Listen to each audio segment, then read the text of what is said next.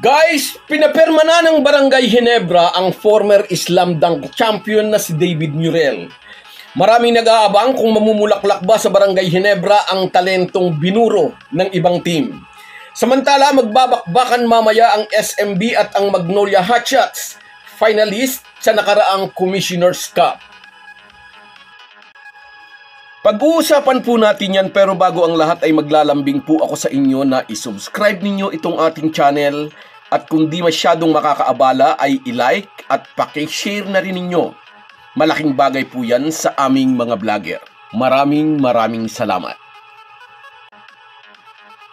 Welcome to Barangay Ginebra, David Murrell. Ito ang bumulaga sa iba't ibang dyaryo at sa social media sa opisyal na pagpirma ni David Murrell sa kupunan ng Gin Kings. Si David Murrell ang unang piyesang kailangan ng Barangay Ginebra upang solusyonan ang kakulangan sa mga players, resulta ng magkakasunod na injury sa kanilang lineup.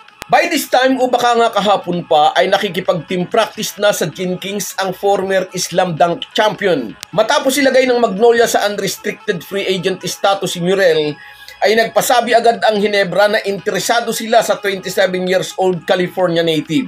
Kasunod nito, nagpalabas ng notice ang PBA para sa siyam na non-SMC teams na kung walang ibang gustong kumuha sa 6'4" small forward, ay magkakaroon ng rights ang Ginebra na kuhanin ang serbisyo nito.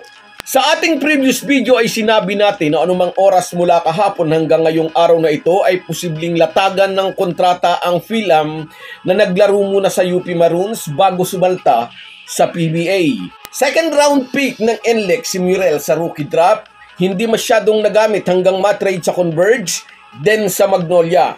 Hindi rin siya masyadong nabigyan ng playing time sa kupunan ni Coach Chito hanggang ilagay nga ito sa UFA status with rights to salary. Sa tatlong PBA team na napaglaruan na ni David Murrell, kung titingnan ay talagang walang patutunguhan ang kanyang basketball career dito sa Pilipinas. Ngunit biglang bumagsak sa kanyang kandungan ang napakagandang kapalaran. Ang mapabilang sa pinakasikat na team sa PBA, ang Barangay Ginebra. Siya ang nasa tamang lugar sa tamang pagkakataon. Free agent siya at eksaktong yung posisyon niya ang kailangan ng Barangay Ginebra. Pero negatibo agad ang reaksyon ng mga buzzers. Hindi naman magaling yan. Kung mahusay ang Murrell na yan, hindi yan ibabangko ng mga coach niya. At nang magkakapirmahan na, iba na ang tono ng mga komento. Sabi nung isa, bias talaga ang PBA. Pag Ginebra ang may kailangan, mabilis umaksyon ang komisyoner. At lutang-lulutang ang inggit naman ang isa pang komenter. Sabi niya, kunin nyo na lahat. Sabi ko nga, kung may pampasweldo ka, ikaw na lang ang kumuha. Sa vlog ng mga retired PBA players, inamin ng isa sa kanila, 90% of basketball players ay nangangarap maging player ng Ginebra. Bakit? Kasi nga sikat. Ramdam ng mga players ang suporta ng mga fans kahit saan magpunta. At ang suportang ito ang mararamdaman ni David Murrell ngayong isa na siyang kabarangay at tulad ni Naralco at Sydney Onmebere, isa na rin siya sa titilian ng mga tagahanga. Dala ng inis at inggit ng mga haters, ngayon pa lang ay minamaldisyon na nila ang pagpirma ni David Murrell sa Barangay Ginebra. Ibabangkulang daw ito ni Tim Cone. Matatabunan daw si Murrell ng mga player na paborito ng American mentor. Sa simulay baka nga hindi agad siya mabigyan ng mahabang playing time sa rotation ng Ginebra. Depende na rin ito kay David Murrell. Kung agad niyang makukuha ang sistemang ginagamit ni CTC, mabibigo ang mga buzzers na makitang nakabangko lang siya. Sa pagpirma ni Murrell, inilagay naman ng Ginebra sa UFA with rights to salary si Jared Dellinger. Pero wala na siguro itong balak maglaro pa sa ibang team. 40 years old na si JD at gugustuhin na siguro nitong magretiro bilang kabarangay. Anyway, bukas ay kakaharapin ng Barangay Ginebra ang out na sa contention for playoffs na kupunan ng Converge. Kailangang ipanalo ng tropa ni Tim Cone ang laro bukas kung gusto nilang makalapit pa sa hinahangad na number 2 spot sa team standings. Hawak ng Magnolia ang number 2 position at inactivate na rin nila si Rom De La Rosa upang palakasin ang kanilang frontline. Regular starter si De La Rosa bago na sideline dahil sa ankle injury. Mamaya ganap na alas 7:30 ng gabi ay maghaharap ang Magnolia at ang SMB.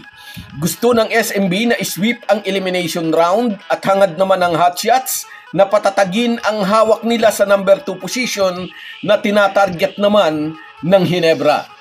Kung matatalo ang Magnolia mamaya, dadausdo sila sa number 3 position at aakyat naman ang Ginebra sa number 2. Sa bisa ng winner over the other rule, kahit pa magkapareho ang kanilang kartada na 6 na panalo at 3 talo. Nagwagi ang Ginebra sa huling Manila Clasico. Pero kung matatalo ang Gin King sa Fiber Xers, sila naman ang dadausdos sa number 4 at baka tuluyang humulagpos ang pinapangarap nilang number 2 position. Tulad ng nasabi na natin, out na ang Converge sa playoffs. Ngunit delikado silang kalaban dahil sabi nga ni Coach Aldin Ayo, gusto nilang tapusin ang conference na ito on a high note. Pwede nang tapusin ang pagtatangking. Total, nasungkit na nila ang worst record ngayong season. Siguradong sa kanila na ang first pick sa darating na PBA rookie draft. Wala nang mawawala sa Converge, manalo man o matalo sa kanilang laban bukas sa Cagayan de Oro. Ngunit magiging malaking dagok sa kampanya ng Ginebra kung yuyukod sila sa isang team na wala nang ipinaglalaban.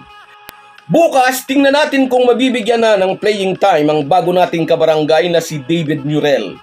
Abangan natin kung mamumulaklak sa bakura ng Ginebra ang talentong binuro ng ibang team. So guys, yan lang muna. Hanggang sa muli.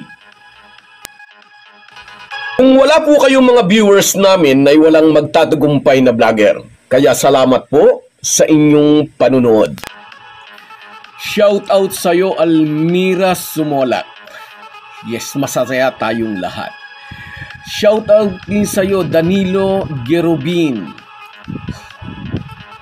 Sa iyo rin, Virgilio Martinez. Yes, welcome natin si David Murrell. Sa iyo rin, Nika Kumahig sa Mandaluyong City. Scout Ranger, shout out sa iyo, Idol. At sa iyo, Papa Kiko. At dito sa isa nating viewers na walang pangalan kung sino ka man, happy watching. Salamat sa panonood. Kahit gaano po tayo kabisi, ay huwag po nating kalimutan ang ating buhay espiritual. Lagi po tayong magpasalamat sa bawat araw na dagdag sa ating buhay. Malaki po ang maitutulong ng pananalangin araw-araw. Isang paalala po mula sa inyong Halo Halo Sports Republic.